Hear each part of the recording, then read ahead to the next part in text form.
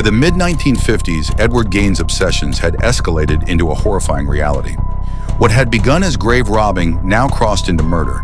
And the victims were not just statistics, they were real women with families, with lives, whose stories would be forever intertwined with Gaines' dark legacy. This is the story of Mary Hogan, Bernice Worden, and the twisted path that led Edward Gaines to become the Plainfield Butcher. Who was Mary Hogan, and why did she disappear so mysteriously in 1954? Mary Hogan, the first known victim of Edward Gaines, was a bar owner in Plainfield, a woman in her 40s, independent and known in town for her warm but no-nonsense personality. In 1954, Mary disappeared under mysterious circumstances. Her death was initially unexplained, and the local community believed she had simply moved or vanished. It wasn't until years later, after Gaines' arrest, that the horrifying truth came to light. Gaines confessed to killing Mary Hogan, revealing the dark rituals and motives behind his acts. Mary's murder was not spontaneous. Gaines had been obsessed with death and control, particularly over women. Her body was mutilated post-mortem, and items were taken from her remains to satisfy Gaines' compulsions, items that would eventually reveal the depth of his depravity. What did police find inside Gaines' house that changed everything? Gaines' approach to murder was methodical yet warped. He was not a man who killed in public rage. His killings were private, intimate, and ritualistic. With Mary Hogan, he employed techniques that mirrored his fascination with human anatomy and artifacts. Body parts were carefully removed, preserved, and sometimes transformed into macabre objects, like masks or keepsakes. This signature would later become infamous in criminal psychology, illustrating how Gaines' mental state translated fantasy into physical action. Who was Bernice Worden, and what happened that cold November morning in 1957? 3 years after Mary Hogan, Edward Gaines would strike again. Bernice Worden, a 58-year-old hardware store owner, disappeared on the morning of November 16, 1957. That morning, Worden's truck was seen leaving the store. Few customers visited that day. Locals assumed the quiet streets were due to hunting season. By 5 p.m., Worden's son, Frank, arrived at the store and found the cash register open and bloodstains on the floor. What Frank would discover would shock the nation. Gaines had captured Worden, shot her with a .22 caliber rifle, and brought her body back to his farm. But what followed was something that would be studied in criminal psychology and forensic science for decades. What horrors were discovered inside Gaines' shed? Bernice Worden's body was discovered in a shed on the Gaines property. Hanging upside down, tied at the ankles to a crossbar, her torso arranged in a manner described as like a deer. But the horror did not stop there. Gaines removed various body parts with precision, driven by obsession, ritual, and psychosis. He stored the head in a burlap bag, preserved the heart in a plastic bag in front of the stove, and collected skin, bones, and organs for his macabre projects. Items recovered included skulls mounted on bedposts, female skulls and bowls made from crania, a corset made from a woman's torso, leggings fashioned from human leg skin, masks from female facial skin, Mary Hogan's face mask in a paper bag, Bernice Worden's complete head and heart, a belt made from human nipples, multiple noses and a pair of lips, a lampshade made from human skin. Every item, a testament to Gaines' distorted reality. Every artifact, a chilling narrative of obsession and control. How did investigators uncover the House of Horrors? When Frank Worden alerted authorities, the investigation began in full force. Sheriff's deputies were initially unprepared for what they would find. Upon searching the Gaines farm, the police were met with sights that defied imagination. Every room revealed objects crafted from human remains. Furniture, household items, even tools.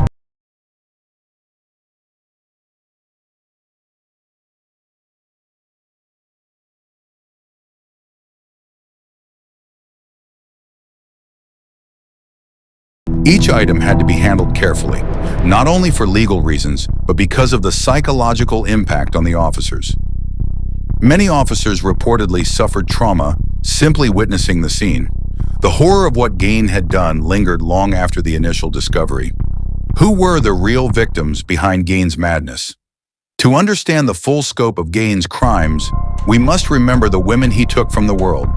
Mary Hogan, bar owner, 40s, known for her independent spirit, murdered in 1954. Body mutilated, items preserved as keepsakes.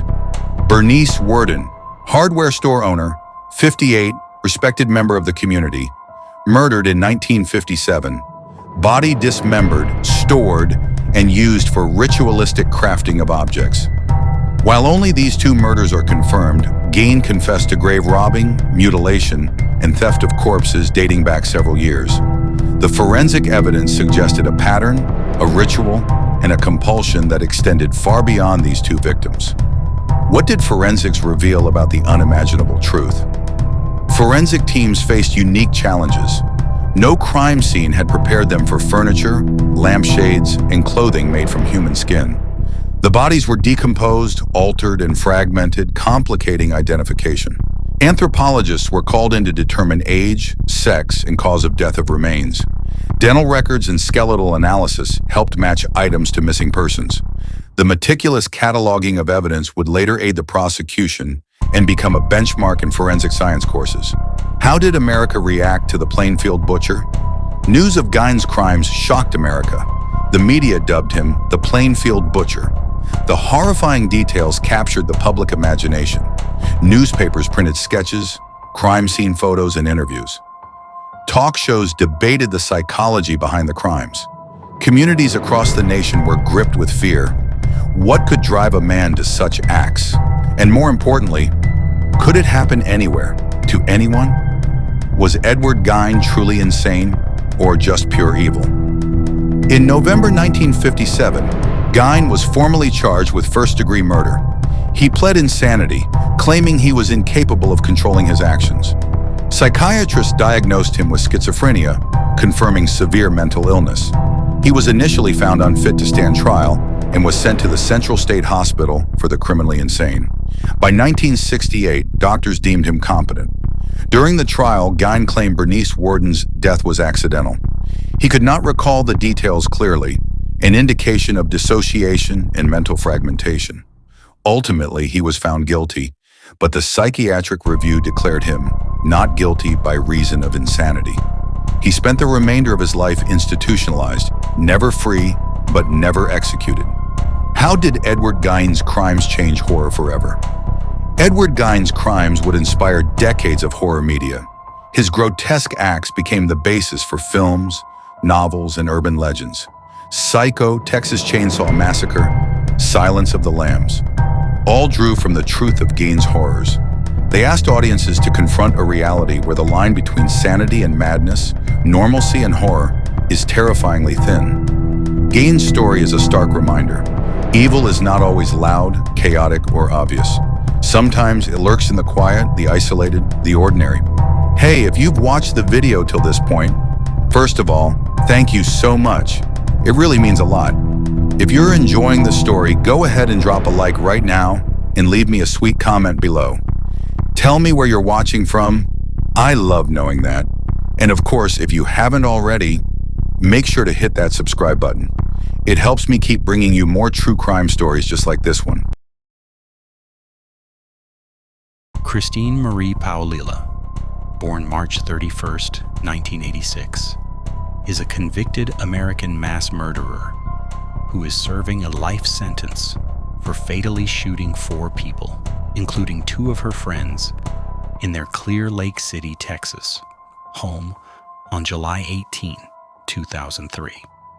The killings, which came to be known as the Clear Lake murders, made national headlines. Paolilla, who was 17 years old at the time of the murders, was accompanied by her then-boyfriend, Christopher Snyder. She was arrested on July 19, 2006, 3 years and 1 day after the murders were committed. Paolilla was convicted in October 2008 and sentenced to life in prison. Snyder, having been alerted that authorities had a warrant for his arrest, died by suicide at some point in July 2006.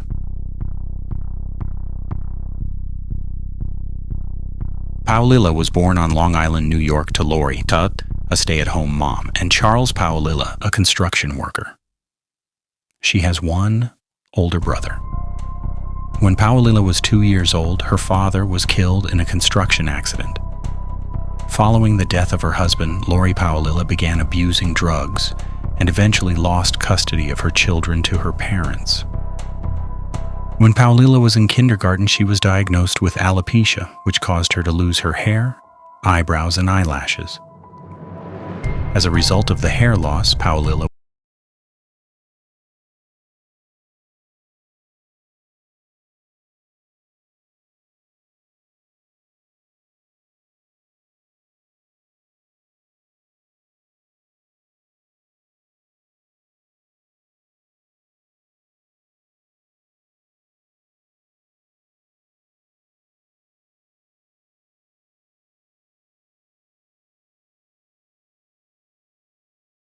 was befriended by two popular students, Rachel Kolarudis and Tiffany Rowell, who helped her improve her appearance and fit in with the other students.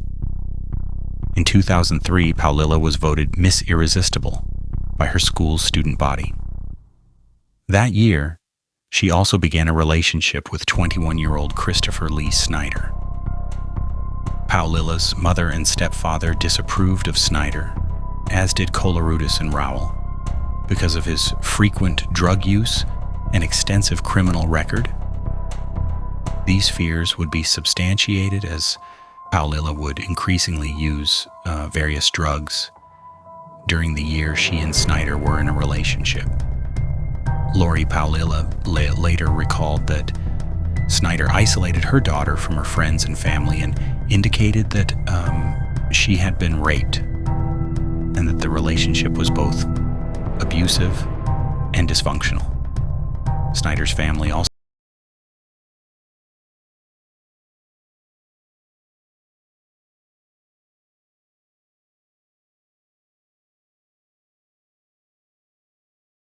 kill his family. On July 18th, 2003, Paulilla and Snyder went to her friend Tiffany Rowell's home in Clear Lake City. Also at the home were Rachel Kolarudis, Rowell's boyfriend Marcus Priscilla, and Priscilla's cousin Adalbert Sanchez. According to Paulilla, she and Snyder planned to steal the drugs that were kept at the house. But Snyder reportedly got into an argument with Priscilla, which led to the shootings of Rowell, Kolarudis, Priscilla, and Sanchez. All four victims were shot multiple times with a 9mm semi-automatic pistol and a